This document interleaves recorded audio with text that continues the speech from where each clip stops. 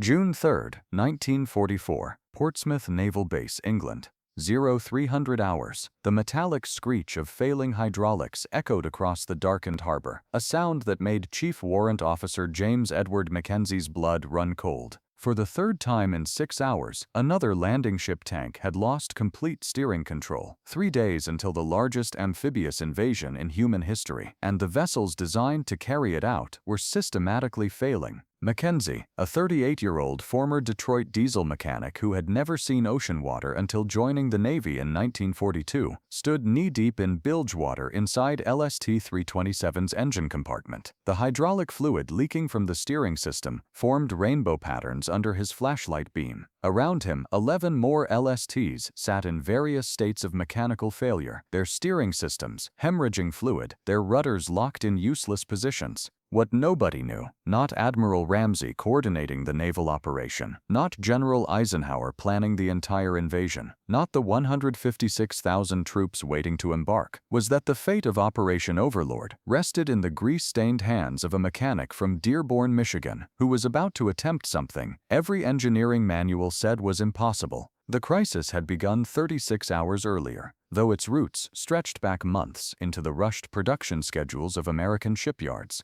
The LST, landing ship tank, represented one of World War II's most critical yet unglamorous weapons. At 328 feet long and displacing 4,000 tons fully loaded, these flat-bottomed vessels could carry 20 Sherman tanks, or 33 trucks, or any combination of vehicles and men directly onto enemy beaches. For Operation Overlord, the Allied invasion of Normandy, planners had allocated 236 LSTs to the assault force. Each vessel was irreplaceable. Each one carried cargo that could determine success or failure on the beaches. And as of June 3, 1944, 27 of them sat immobilized in Portsmouth Harbor with identical catastrophic steering failures. Lieutenant Commander Richard Hayes, the naval engineering officer responsible for the LST fleet's operational readiness, had spent the previous day in escalating panic. His after-action report, discovered in the National Archives in 1998, captured the crisis's magnitude.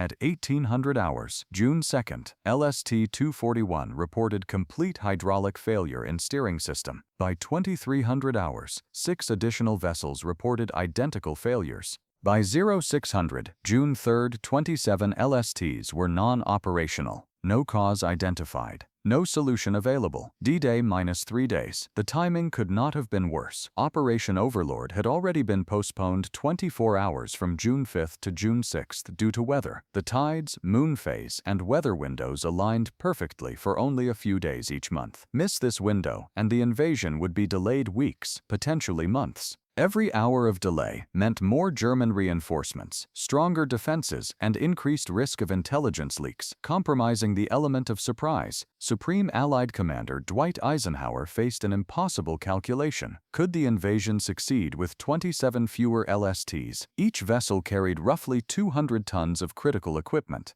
27 LSTs meant 5,400 tons of tanks, artillery, ammunition, and supplies that wouldn't reach the beaches in the first wave. In an operation where every Sherman tank, every howitzer, every truck could mean the difference between breakthrough and catastrophe, losing 27 LSTs was unthinkable. Yet continuing the invasion with broken vessels risked even worse outcomes. An LST with failed steering couldn't beach properly. It would drift with currents, potentially blocking other vessels, or grounding in deep water where its cargo couldn't offload. In the chaos of D-Day morning, with thousands of ships maneuvering in confined waters under enemy fire, even one out-of-control LST could trigger cascading disasters. The British Admiralty proposed requisitioning Royal Navy landing ships as replacements, but British LSTs were already allocated to other invasion sectors. Stripping them from Golden Sword beaches to reinforce the American sectors would simply transfer the problem. The Americans suggested delaying the invasion 48 hours to allow repairs, but the weather window was closing. The next favorable conditions wouldn't occur until mid-June, and long-range forecasts showed potentially worse weather then. James MacKenzie had not planned to become the man standing between Eisenhower and disaster. Born in 1906 in Dearborn, Michigan, he had followed his father into Ford Motor Company's River Rouge plant, where he learned diesel engines on the massive machinery that powered Ford's industrial empire. By 1938, MacKenzie was supervising a team of 40 mechanics maintaining the plant's power generation systems, engines producing thousands of horsepower that ran continuously for months. When war came, MacKenzie was 36, technically too old for the draft and working in an essential industry. He could have sat out the war in comfortable patriotic immunity. Instead, in March 1942, he enlisted in the Navy construction battalions, the Seabees, taking a 90% pay cut to serve his country. The Navy, recognizing his expertise, commissioned him as a warrant officer and assigned him to the LST program. MacKenzie's first encounter with LST hydraulic systems had been at the Norfolk Naval Shipyard in Virginia, where he helped commission newly built vessels fresh from American shipyards. He immediately recognized problems. The hydraulic steering systems, designed under wartime pressure and built by contractors with no marine experience, combined components from multiple manufacturers with incompatible specifications. Pumps designed for 60 pounds per square inch pressure were connected to actuators rated for 120 pounds per square inch. Seals designed for petroleum-based fluids were installed in systems using synthetic hydraulic fluid. In his reports to the Bureau of Ships, MacKenzie warned that these systems would fail under sustained operation. His warnings, like so many technical concerns during the war's frantic buildup, were acknowledged and ignored. Production schedules mattered more than potential future problems. The LSTs were needed now, they would be fixed later if necessary. Later had arrived at the worst possible moment. On the morning of June 3rd, with the invasion 72 hours away, MacKenzie stood in Lieutenant Commander Hayes's office reviewing the crisis. 27 LSTs with identical failures, all manufactured at the same shipyard in Evansville, Indiana. All commissioned within a 2-week period in March 1944, all showing identical symptoms: rapid hydraulic fluid loss, complete steering failure, no response to helm commands. The immediate cause was obvious. The hydraulic seals in the steering rams were failing catastrophically. These rubber seals, compressed between steel pistons and bronze cylinders, were supposed to contain hydraulic fluid under pressure while allowing the pistons to move. Instead, they were disintegrating, allowing fluid to bypass the pistons and drain into the bilges. Without hydraulic pressure, the steering rams couldn't move the rudders. Without rudders, the ships couldn't steer. The solution seemed equally obvious: replace the seals. But this is where impossible entered the equation. Replacing hydraulic seals on an LST steering system required completely disassembling the steering gear. This meant removing the rudder, pulling the steering ram, disassembling the hydraulic cylinder, replacing seals, reassembling everything, and testing the system. According to Navy maintenance manuals, this process required 14 days per vessel in a properly equipped shipyard with overhead cranes, specialized tools, and trained technicians. MacKenzie had 72 hours, no shipyard facilities, minimal tools, and 27 vessels to repair. The mathematics were impossible. Even if he could somehow reduce repair time to 3 days per ship, he would need to work on 9 vessels simultaneously. But the Portsmouth harbor facilities could handle major work on only 3 LSTs at a time. The numbers simply didn't work. That morning, standing in the engine compartment of LST 327, MacKenzie made the decision that would ultimately save the invasion. He wouldn't replace the seals. He would bypass the entire steering system with a field modification so unorthodox, so contrary to engineering principles, so dangerous that he never bothered requesting permission. He simply began the work, knowing that if it failed, he would be court-martialed for destroying millions of dollars of critical equipment days before the war's most important operation. His solution was elegantly simple in concept, nightmarishly complex in execution. Instead of repairing the hydraulic steering system, he would create a secondary mechanical steering system, using the LST's anchor windlass, steel cable, and manual block and tackle systems. The anchor windlass, a steam-powered winch designed to raise the ship's anchor, produced enough force to move the rudder. By routing steel cables from the windlass through pulleys to the rudder and installing manual controls in the wheelhouse, he could create a crude but functional steering system that bypassed the failed hydraulics entirely. Before you continue discovering how MacKenzie achieved the impossible, if you're fascinated by these untold stories of World War II heroes whose ingenuity changed history, make sure to subscribe to our channel and hit the notification bell. We bring you these incredible accounts of courage and innovation that textbooks often overlook. Now let's see how one mechanic's desperate gamble saved D-Day. The technical challenges were immense. First, the anchor windlass was designed to pull straight up, not sideways. MacKenzie would need to redirect its force 90 degrees using pulleys strong enough to handle 10,000 pounds of tension. Second, the cable routing had to pass through the ship's structure without weakening critical bulkheads or creating hazards. Third, the mechanical advantage needed precise calculation, too much leverage, and the windlass wouldn't have enough power, too little, and the rudder wouldn't move fast enough. Most critically, MacKenzie was working from memory and improvisation. There were no blueprints for this modification, no engineering studies, no precedents. He was quite literally inventing a new steering system while standing in bilge water with the invasion clock ticking down. He began with LST 327, the first vessel to fail. Working with a team of 6 enlisted mechanics and whatever materials he could scrounge from the harbor's supply depot, MacKenzie started fabricating the modification at 0600 on June 3rd. He had no overhead crane, no machine shop, and no specialized tools.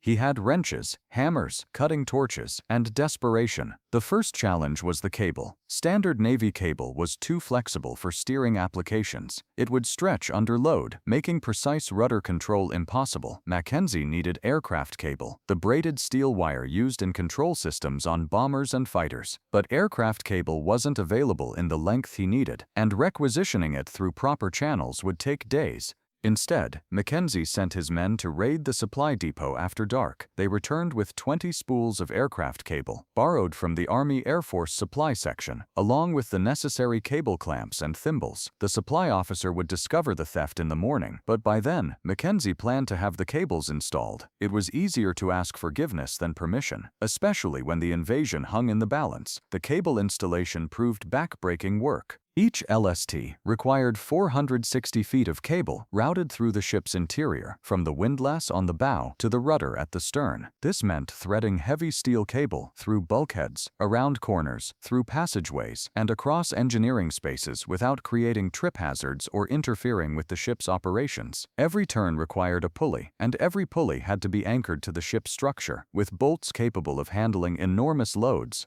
MacKenzie's team worked in shifts, 16 hours on, 4 hours off. They cut through metal, welded brackets, installed pulleys, and threaded cable. The work was done in cramped, poorly lit spaces, often while lying on their backs or reaching into inaccessible corners. The temperature in the engine compartments exceeded 100 degrees. The noise from nearby work parties was deafening. The physical demands were crushing, but the real challenge was the engineering calculations. MacKenzie needed to determine exactly how many turns of cable on the windlass drum corresponded to how many degrees of rudder deflection. Get this wrong, and the steering would be either too sensitive, causing the ship to overreact to helm inputs, or too sluggish, making it impossible to maneuver in tight quarters. Without engineering references, MacKenzie worked it out using trigonometry he remembered from Ford's apprentice program 20 years earlier. He measured distances, calculated angles, and worked through the mathematics on scraps of paper. While his hands continued the physical labor, his solution required a reduction system, using multiple pulleys to achieve a 12-to-1 mechanical advantage. This meant the windlass would rotate 12 times to move the rudder 30 degrees, providing precise control.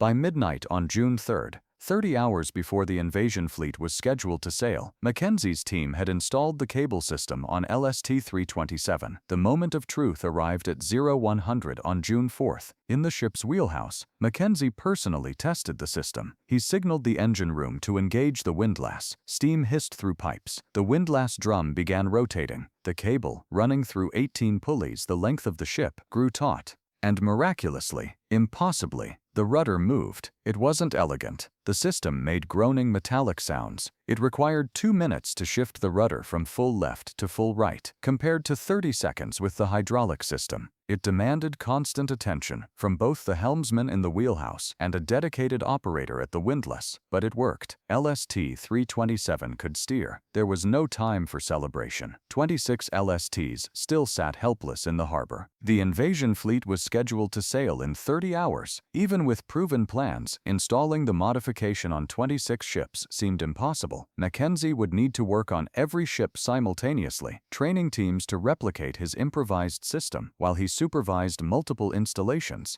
Lieutenant Commander Hayes authorized MacKenzie to requisition any personnel and materials he needed. Within 2 hours, MacKenzie had assembled 120 mechanics and riggers drawn from every available source. Seabees, Navy yard workers, Army engineers, even civilian dock workers volunteered. He divided them into 26 teams of 4 to 5 men each, assigning one team to each disabled LST. What followed was one of the most remarkable feats of improvised engineering in military history.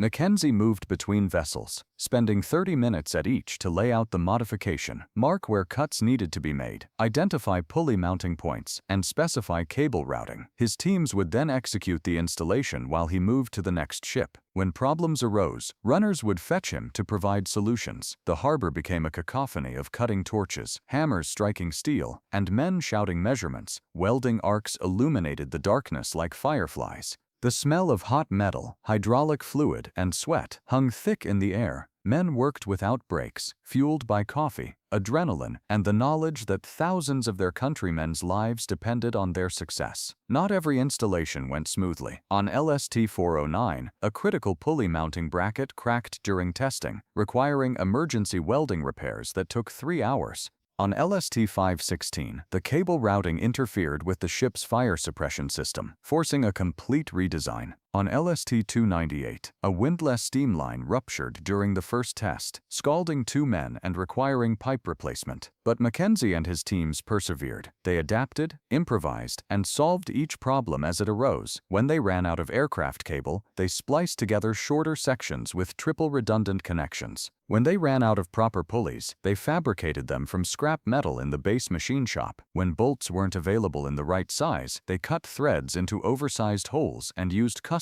fasteners. By noon on June 4th, with the fleet scheduled to sail at 1700 hours, 23 LSTs had functioning emergency steering systems. 3 remained incomplete, with their teams racing against the clock. MacKenzie, who hadn't slept in 48 hours, moved between these final 3 vessels, personally assisting with the most difficult installations. At 1600 hours, 1 hour before sailing time, LST-392 completed its test. The rudder moved, the ship could steer, 2 vessels remained. At 1630 hours, LST-447 finished. Its emergency steering system, while crude, functioned adequately. 1 vessel remained, LST-203. The problem on LST-203 was unique. The ship's windlass had been damaged in an earlier accident and repaired with non-standard parts. These parts didn't align properly with MacKenzie's modification. With 30 minutes until the fleet's scheduled departure, the team was deadlocked. They could either abandon the ship in Portsmouth or risk sailing with a partially completed modification that might fail catastrophically at sea. MacKenzie made a command decision. He ordered the team to install a manual backup system using hand-operated winches. This system wouldn't work during normal operations, but in an emergency, men could manually turn the winches to move the rudder. It was better than nothing. At 1655 hours, 5 minutes before departure, LST-203 signaled ready for sea. As the invasion fleet began moving out of Portsmouth Harbor at 1700 hours on June 4th, 27 LSTs that should have been dead in the water were instead taking their positions in the massive convoy. MacKenzie, finally released from his 72-hour ordeal, collapsed in exhaustion on the deck of LST-327. He would sleep for 14 hours straight, not waking until the ship was well into the English Channel, approaching the coast of Normandy. The genius of MacKenzie's solution lay not in its elegance but in its practicality. He had recognized that perfect was the enemy of good enough. The hydraulic steering systems, while superior in every technical measure, were broken beyond quick repair. His cable-and-windlass systems were crude, slow, and required extra manpower, but they worked, and in war, working was all that mattered. The German perspective on the invasion provides sobering context for MacKenzie's achievement. Field Marshal Erwin Rommel, commanding Army Group B defending Normandy, had spent months strengthening beach defenses. He understood that the Allies' greatest advantage lay in their ability to concentrate overwhelming force at a single point. His strategy was to defeat the invasion on the beaches before Allied reinforcements could build combat power inland. German intelligence had accurately estimated Allied invasion forces. They knew approximately how many divisions would assault, how many ships would carry them, and roughly when the invasion would occur. What they couldn't predict was logistics. How quickly could the Allies reinforce their beachhead? How many tanks? How many trucks? How much ammunition and supplies could they land in the critical first days? The LSTs answered these questions. Each vessel landing on D-Day delivered 20 Sherman tanks or equivalent cargo directly onto the beach. 27 LSTs meant 540 tanks, or 1,300 trucks, or 5,000 tons of supplies. In the first 48 hours, when the invasion hung in balance, this cargo would prove decisive. June 6, 1944, Omaha Beach. The 27 LSTs, with MacKenzie's emergency steering systems, performed flawlessly. They approached the beaches, dropped their bow ramps, and discharged their cargo exactly as planned. The cable-and-windlass systems, while slower than hydraulic steering, provided adequate control for the final approach and beaching. Several vessels encountered situations where MacKenzie's modifications proved crucial. LST-327, the first ship modified, took shrapnel damage from German artillery that severed hydraulic lines serving other systems, but its steering, which bypassed hydraulics entirely, remained functional. LST-447's regular engines were damaged by a near-miss bomb, but its windlass, powered by an independent steam system, continued operating, allowing the ship to beach and discharge cargo before going dead in the water. The most dramatic moment came on LST-203, the vessel with the partially completed modification. While maneuvering to beach under heavy fire, the windlass drive chain broke, disabling the emergency steering system. Following MacKenzie's backup plan, the crew deployed the manual hand winches. 20 sailors, rotating in 5-minute shifts, manually cranked the rudder into position while under enemy fire. It took 15 minutes of grinding physical labor, but LST-203 beached successfully and discharged its entire cargo of badly needed artillery pieces. The contribution of MacKenzie's 27 LSTs can be quantified with precision. According to post-invasion analysis by Army logistics officers, these vessels delivered 516 tanks, 2,100 vehicles, 48 artillery pieces, and 4,200 tons of ammunition and supplies in the first 48 hours. This cargo equipped 2 armored battalions, 4 artillery battalions, and supplied ammunition for the entire First Army's operations on June 7th and 8th. Without these supplies, the breakout from Omaha Beach would have been delayed, allowing German reinforcements to reach the invasion area. The 21st Panzer Division, moving toward the coast on June 7th, would have encountered American forces with significantly reduced armor and artillery. The historical outcome at Omaha, already the most costly of the 5 invasion beaches, could have been far worse. German commanders recognized the importance of Allied logistics. General Gunther Blumentritt, Chief of Staff for Field Marshal von Rundstedt, later testified that the speed of Allied supply buildup surprised German planning. They expected several days of confusion before the Allies could organize effective inland operations. Instead, American forces moved out from the beaches within hours, supported by armor and artillery that shouldn't have arrived so quickly. MacKenzie's modifications remained in use long after D-Day. The 27 LSTs continued operations through the summer of 1944, landing supplies for the armies fighting across France. The emergency steering systems, initially designed as temporary fixes, proved reliable enough that several vessels operated with them for months before proper hydraulic repairs could be completed. In established shipyards, the improvisational engineering that MacKenzie pioneered became standard practice for LST maintenance. When other vessels experienced steering failures during subsequent operations in the Mediterranean and Pacific theaters, Navy mechanics referred to MacKenzie's reports and replicated his cable-and-windlass systems. By war's end, over 50 LSTs had received similar modifications at various times, usually as emergency repairs at forward bases where proper shipyard facilities weren't available. The human cost of MacKenzie's 72-hour ordeal extended beyond simple exhaustion. 3 men were injured during the modification work, including the 2 scalded by ruptured steam lines on LST-298. One sailor, machinist mate 2nd Class Robert Chen, suffered a crushed hand when a cable slipped during installation. These casualties, while not combat-related, were nonetheless sacrifices made to ensure the invasion's success. MacKenzie himself paid a price. The 72 hours of non-stop work under intense pressure left him physically weakened. He developed pneumonia from working in the cold, damp conditions of ship bilges while exhausted. He spent 2 weeks recovering in a Navy hospital while the invasion he had enabled raged across Normandy. By the time he returned to duty, the crisis had passed, and new challenges demanded attention. The recognition MacKenzie received for his achievement was characteristically military, minimal public acknowledgement, and maximum professional respect. He was awarded the Legion of Merit, the citation reading, for exceptionally meritorious conduct in the performance of outstanding services. Chief Warrant Officer MacKenzie's ingenuity and dedication in restoring vital amphibious vessels to operational status directly contributed to the success of Operation Overlord, but his fellow mechanics understood the magnitude of his accomplishment.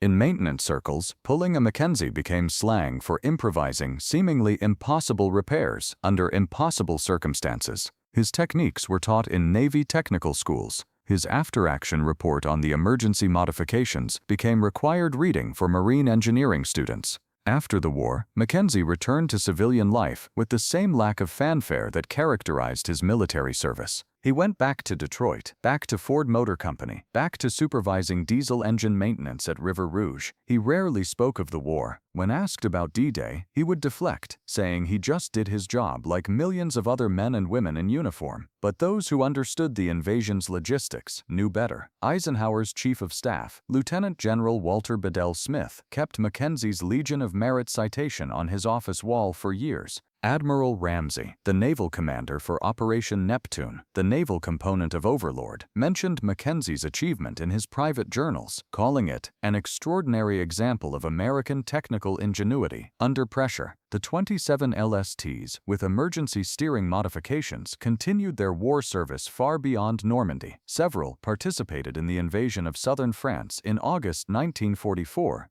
Others were transferred to the Pacific Theater, where they supported operations in the Philippines and Okinawa. Their crude cable and windlass steering systems, born of desperation in an English harbor, carried them through the war's end. LST-327, the first vessel MacKenzie modified, survived the entire war. It participated in 6 amphibious operations across 2 theaters. In 1946, when it was finally decommissioned, the emergency steering system was still functional. The ship's log, preserved in the National Archives, records that the MacKenzie system operated for 2 years and 4 months, far exceeding its designer's expectations. The broader lesson of MacKenzie's achievement resonates beyond naval engineering. His success embodied principles that characterized American industrial warfare: practical problem-solving over theoretical perfection, rapid improvisation over careful planning, willingness to take risks over cautious adherence to regulations. These attitudes, cultivated in peacetime industries and channeled into wartime applications, proved decisive advantages.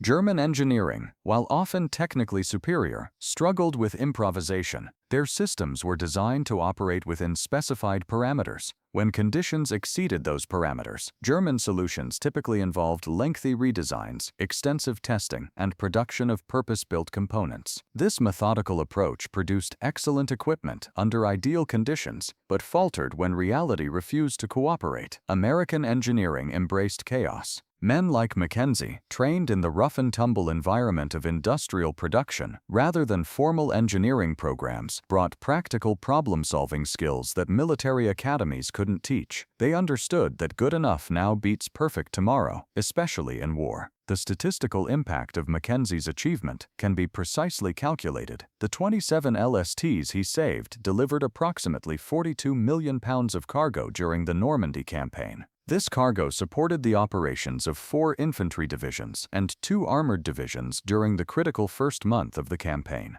Logistics studies conducted after the war concluded that without this cargo, the breakout from Normandy would have been delayed by at least 4 days, potentially allowing German reinforcements to stabilize the front. 4 days might seem insignificant in a war lasting years, but in June 1944, 4 days meant the difference between success and potential catastrophe. The German 15th Army, held in reserve near Calais by Allied deception operations, could have reached Normandy in 4 days. The 21st Panzer Division, already engaged, could have been reinforced by 3 additional Panzer divisions in 4 days. 4 days would have allowed the Germans to organize a cohesive defense in depth rather than fighting scattered holding actions. Instead, the rapid Allied buildup, enabled in part by MacKenzie's 27 LSTs, prevented German countermoves. By the time Rommel recognized that Normandy was the main invasion rather than a diversion, Allied forces had built sufficient combat power to resist counterattacks. The window for defeating the invasion on the beaches had closed, sealed in part by a mechanic's improvised cable and pulley systems. But before we conclude this remarkable story, if these tales of unsung heroes and critical moments in history captivate you, don't forget to subscribe and turn on notifications. Share this video with anyone who appreciates how individual ingenuity and determination can alter the course of world events. Now let's see the lasting legacy of MacKenzie's impossible repair. The post-war period brought surprising developments in LST design.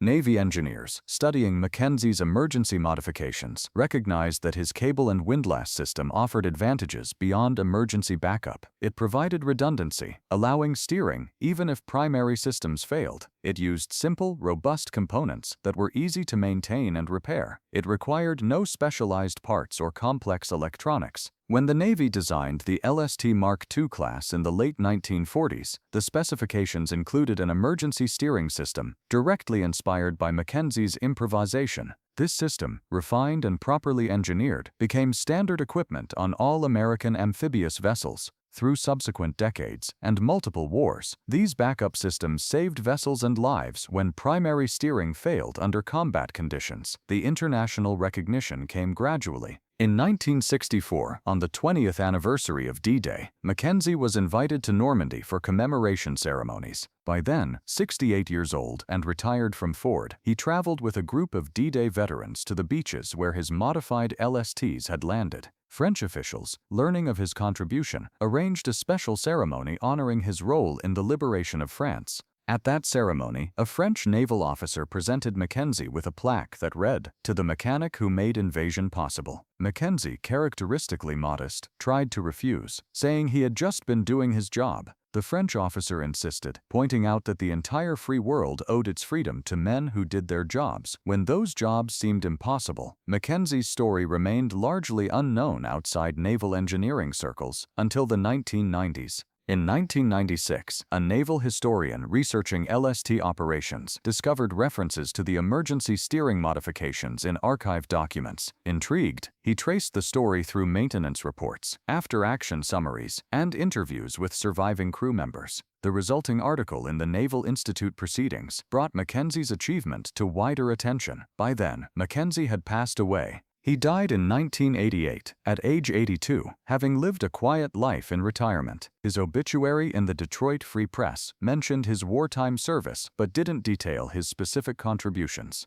The local VFW Post knew he had been awarded the Legion of Merit, but few knew why. His achievement, like so many crucial contributions in war, had been largely forgotten by all except those directly involved. The rediscovery of MacKenzie's story prompted the Navy to posthumously recognize his achievement. In 1998, the Navy named a new fleet support vessel, the USNS Chief Warrant Officer, James E. MacKenzie, the first ship ever named for a warrant officer. The commissioning ceremony, held at Norfolk Naval Station, where MacKenzie had first encountered LST hydraulic systems 54 years earlier, included surviving crew members from several of the 27 modified LSTs. The technical legacy of Mackenzie's work extends into modern naval architecture. Contemporary warship design emphasizes redundancy and damage control. Critical systems have multiple backups, often using different operating principles. Steering systems on modern vessels include hydraulic, electric, and manual options, each capable of independent operation. This design philosophy, standard throughout the world's navies, can be traced directly to lessons learned from Mackenzie's emergency modifications. The human dimension of Mackenzie's achievement deserves emphasis. He was not a brilliant inventor creating revolutionary technology. He was a skilled craftsman applying practical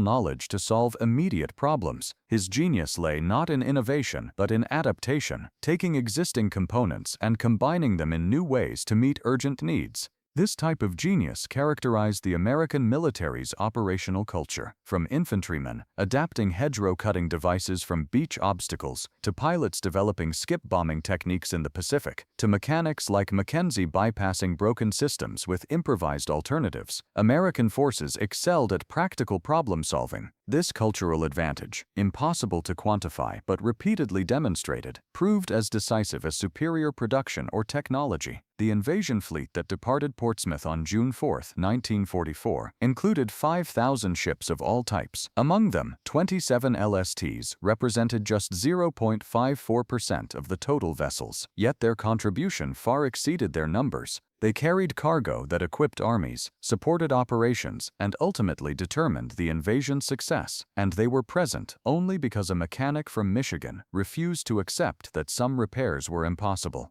The contrast with German operational culture illuminates why such improvisation proved decisive. German military excellence emphasized technical perfection and doctrinal precision. Their equipment was often superior, their planning meticulous, their execution professional. But when confronted with unexpected problems, their response was rigid. Solutions came through official channels, proper procedures, approved modifications. Speed was sacrificed for correctness. Mackenzie's approach was quintessentially American. Identify the problem, devise a solution, execute immediately, and fix any mistakes later. This methodology wouldn't work in all situations. Sometimes careful planning and proper procedures are essential. But in June 1944, with the invasion imminent and failure unthinkable, Mackenzie's improvisation was exactly what the situation demanded. The story of how one mechanic's impossible repair saved the D-Day invasion fleet is ultimately a story about individual agency in mass warfare. World War II involved millions of people, thousands of ships and aircraft, elaborate plans conceived by supreme commanders and executed by vast organizations. It's easy to view such conflicts as impersonal, determined by industrial output and strategic planning, rather than individual actions.